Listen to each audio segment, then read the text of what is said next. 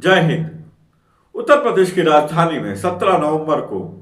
विकसित भारत 2047 का आयोजन किया जा रहा है, जिसका मकसद है कि उत्तर प्रदेश कृषि में अपने आप को आत्मनिर्भर करते हुए सबसे आगे स्थान और निर्यात में भी नंबर वन बन जाए। इन्हीं सब मुद्दों को लेकर उत्तर प्रदेश के कृषि मंत्री सूर्य प्रताप शाही ने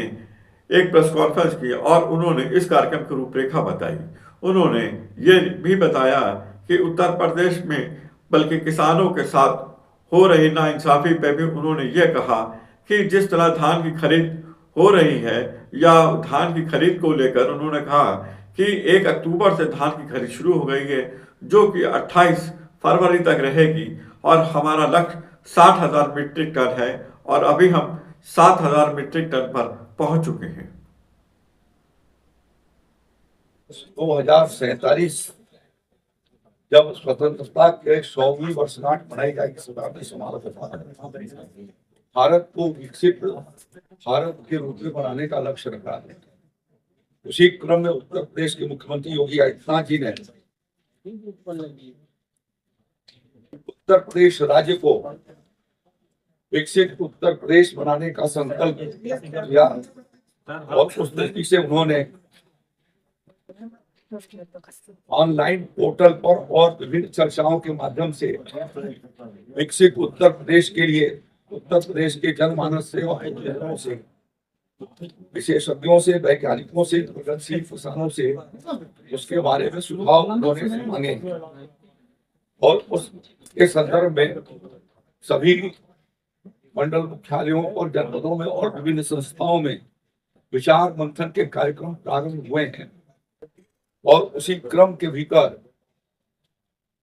लखनऊ में 17 तारीख को इंदिरा गांधी प्रतिष्ठान में प्रातः 10 बजे से विकसित उत्तर प्रदेश विकसित कृषि इस संदर्भ में एक मंथन का कार्यक्रम यहाँ पर प्रारंभ किया जाएगा। आप अवगत हैं कि उत्तर प्रदेश के भीतर भारत के कुल कृषि भूमि का 11% हिस्सेदारी है, भूमि उपलब्ध है, लेकिन खाद्यान्न उत्पादन में उत्तर प्रदेश 21% से ज्यादा 22% के करीब उत्पादन पैदा कर रहा है। और हम खाद्यान्न उत्पादन में देश में पिछले 7 वर्षों से लगातार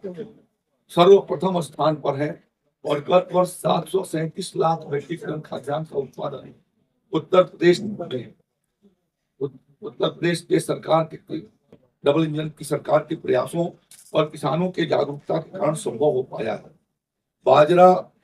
मसूर और राई सरसों में हम दूसरे स्थान पर हैं, आलू उत्पादन में पहले स्थान पर है और इसी प्रकार से गन्ना उत्पादन और सब्जियों के उत्पादन में भी आज और दूध के उत्पादन में अपना उत्तर प्रदेश नंबर 1 पर चल रहा है। 2016-17 में जब उस समय समाजवादी पार्टी के अखिलेश यादव की सरकार थी, तो उस समय जो कुल ग्रास वैल्यू जीएसपीए को था तो मात्र 2 लाख करोड़ रुपए का था। गत वर्ष 2024-25 में वह बढ़ करके 118.5% बढ़ करके 4,35,000 करोड़ रुपए हुआ है और हम इस साल उम्मीद करते हैं कि हम लोग 5.5 लाख करोड़ इस साल हम पहुंच जाएंगे। जहां विकसित उत्तर प्रदेश के लक्ष्य के भीतर आदरणीय प्रधानमंत्री ने भारत का 12 ट्रिलियन डॉलर इकोनॉमी बनाए जाने का लक्ष्य रखा, वहीं पर उत्तर प्रदेश के मुख्यमंत्री योगी आदित्यनाथ जी ने 6 trillion dollar economy Uttar Pradesh बनाने का उन्होंने लक्ष्य रखा। उसमें से 1 ट्रिलियन डॉलर एग्रीकल्चर सेक्टर की हिस्सेदारी होगी। उस दृष्टि से हम लोगों ने जो देखा है कि जो किसानों के पास जो चुनौतियां हैं, उन चुनौतियों के साथ उनको जागरूक करना, जिससे किसानों की आय में अपेक्षा बढ़ोतरी की जा सके, वृद्धि की जा सके, साथ साथ में उत्पादन और उत्पादकता को बढ़ाए जाने के लिए समय से फर्टिलाइजर को उपलब्ध कराना और उसके साथ साथ उनके बीच में टेक्नोलॉजी का इस्तेमाल करके खेती को सरल बनाया जाना। इसी प्रकार से जो सीमांत और लघु किसान हैं उनके क्लस्टर बना करके क्लस्टर का भाव प्रेरित करना, क्योंकि छोटी ग्रोथ की खेती कम लाभप्रद है और बड़ी ग्रोथ में लागत भी कम होती है और पैदावार की गुंजाइशें भी ज्यादा बढ़ती हैं। इस नाते क्लस्टर अप्रोच को भी विकसित किया जाना और साथ साथ में जलवायु जैसे क्लाइमेट चेंज हो रहा है तो उसके अनुरूप उन क्लाइमेटिक जोन के भीतर उन प्रकार के फसलों को विकसित किया जाना और साथ साथ में प्रोटेक्टिव फार्मिंग खासतौर पर सब्जियों और फलों की दृष्टि से संरक्षित खेती को आगे की ओर बढ़ाया जाना। और उत्तर प्रदेश के भीतर 12 लाख हेक्टेयर के करीब बंजर कुसक जमीन है और क्रमशः उसको खेती योग्य बना करके और किसानों को पट्टे पर उपलब्ध कराया जाना जिससे के माध्यम से हम खेती बाड़ी उसके बीच में बढ़ा सकें। इसके साथ साथ उन्नत सीड प्रमाणित बीजों की उपलब्धता के लिए हम लखनऊ में एक सीड पार्क तैयार कर रहे हैं चौधरी चरण सिंह के नाम पर। राज्य के भीतर 5 सीड पार्क और हम लोग तैयार करेंगे और उसके क्रमशः तैयार करते जाएंगे जिससे कि उत्तर प्रदेश बीज उत्पादन की दृष्टि से भी वह एक महत्वपूर्ण प्रदेश हो सके और अपने किसानों को बीज उत्पादन की ओर प्रेरित करके उनको अच्छी आमदनी हम दिला सके। उस दृष्टि से उसका प्रयास करना, निर्यात और संवर्धन के दृष्टि से भी हम लोग प्रयास करेंगे। और इस दृष्टि से अभी जैसा मैंने आपको बताया 17 नवंबर को 10 बजे से इंदिरा गांधी प्रतिष्ठान में हम लोगों ने एक इसके ऊपर कार्यशाला, एक दिवसीय कार्यशाला रखी है और उस कार्यशाला में हमारे मुख्य सचिव, कृषि उत्पादन आयुक्त और विभिन्न विभागों के प्रमुख सचिवों के साथ साथ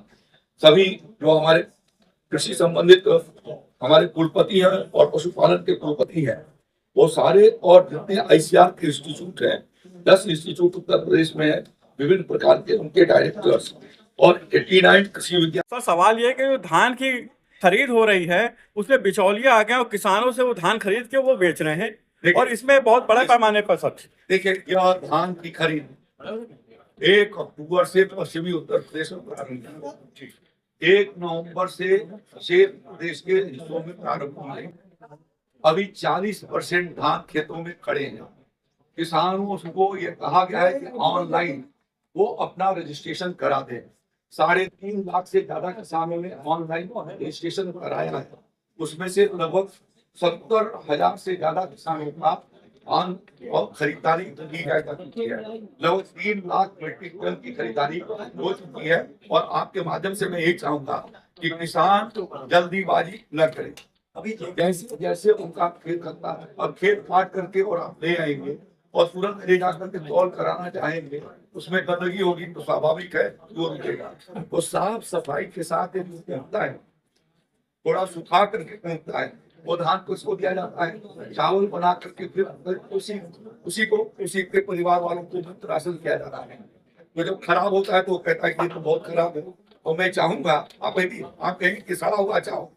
तो यह न सड़ा हुआ चावल हो सके, इसमें किसान भी सहयोग करें और सबका धान खरीदा जाएगा। हम लोगों ने 60 लाख मीट्रिक टन